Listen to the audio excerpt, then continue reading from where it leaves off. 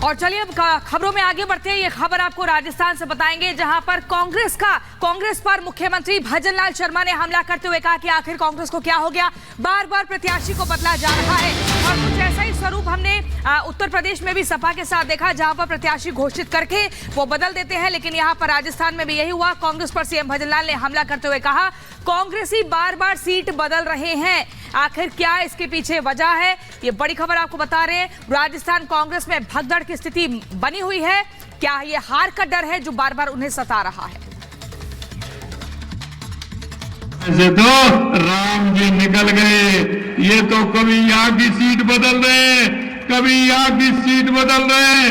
कहीं वो कह रहा है कि मेरे को तो वैसे ही खड़ा कर दिया, कोई कह रहा है मैं तो खड़ा ही नहीं होना चाहता था, जबरदस्ती मेरे को टिकट दे दिया। अरे इनमें से तो राम कहते हैं ना, राम निकल गए। ये तो बिल्कुल राम निकलने ही थे। जिन्होंने राम जी को नहीं मान रहे, उनका राम तो निकलेगा ही। और अब बात बिहार के पूर्णिया की कर लेते हैं, जहां से पप्पू यादव चुनावी ताल ठोक चुके हैं, लेकिन कांग्रेस की तरफ से उन्हें चेतावनी दी गई है। बिहार कांग्रेस अध्यक्ष ने कहा है कि पप्पू यादव अपना नामांकन वापस लें। आला कमान ने कोई अनुमति नहीं दी है, ये बिहार कांग्रेस की तरफ से कहा जा रहा है। आपको बता दें, कांग्रेस इसे स्वीकार नहीं करेगी, ये बिहार कांग्रेस अध्यक्ष ने कहा है। 8 अप्रैल तक नामांकन वापस लें पप्पू यादव।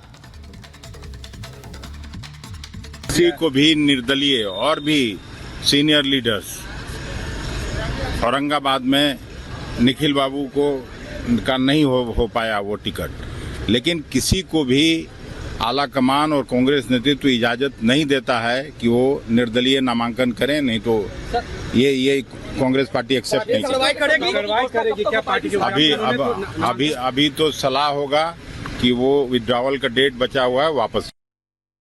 और इसी खबर पर ज्यादा जानकारी के लिए हमारे सहयोगी अनूप पटना से हमारे साथ जुड़ गए हैं। अनूप, ये क्या हो रहा है यहाँ पर? पप्पू यादव जो है नामांकन को लेकर बार बार प्रतिक्रिया भी दे रहे थे। कांग्रेस कह रही है कि हम इसे स्वीकार नहीं करते, बल्कि 8 अप्रैल तक का टाइम है, आप नामांकन वापस ले लीजिए।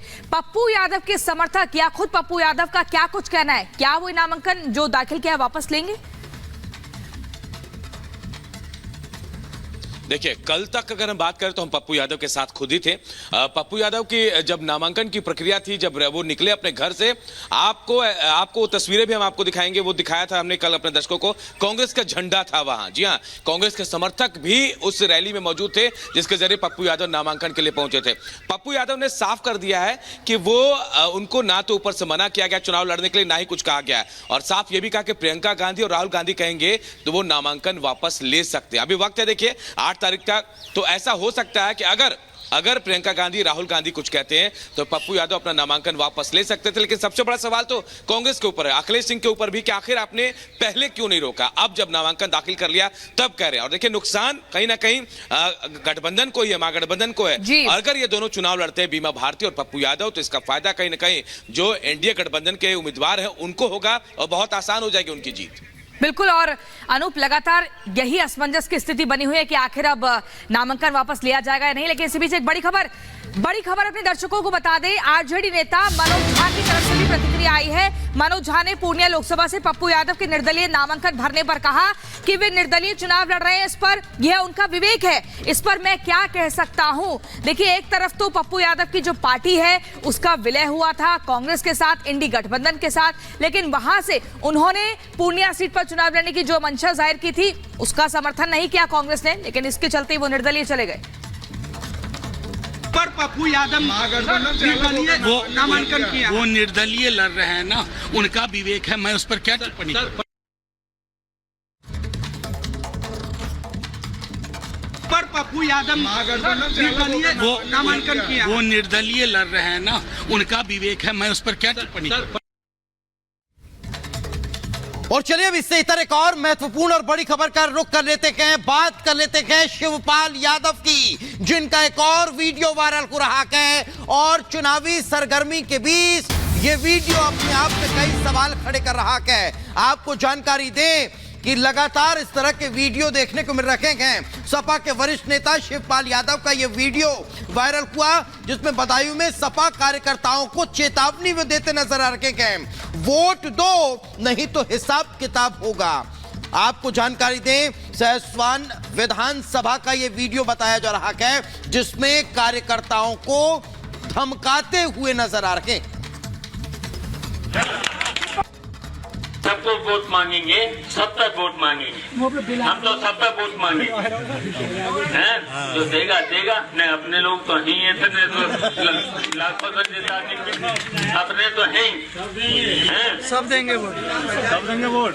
और मतलब दें तो दें, नहीं देंगे तो फिर पहले तो वोट दो, नहीं तो फिर हिसाब किताब भी होगा।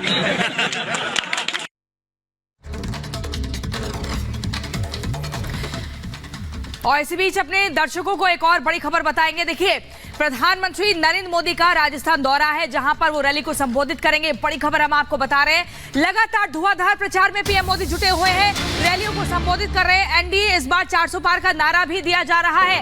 कार्यकर्ताओं में जोश भरने का काम पीएम मोदी कर रहे हैं। हालांकि कार्यकर्ता हो, बीजेपी के नेता हो, तमाम मंत्रीगण हो, सभी बहुत उत्साहित है।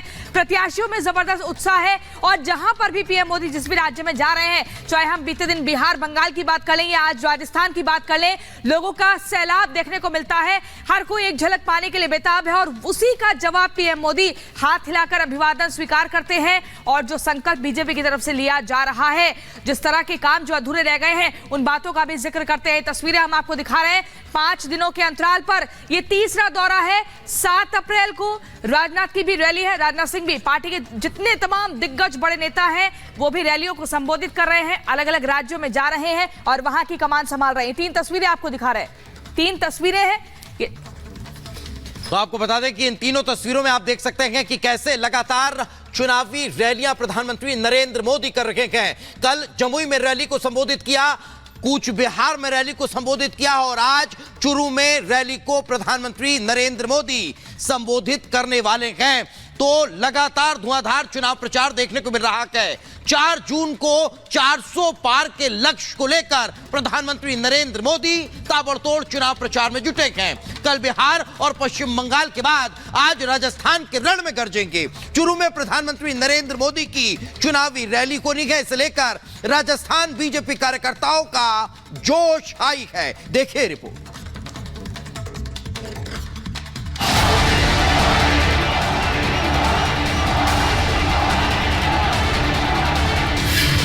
मिशन मरुधरा पर प्रधानमंत्री मोदी। चुरू में मेगा चुनावी रैली।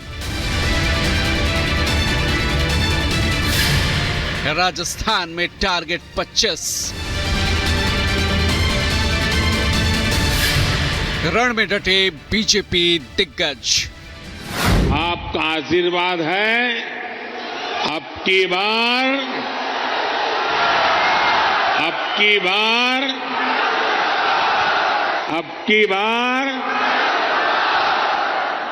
एनडीए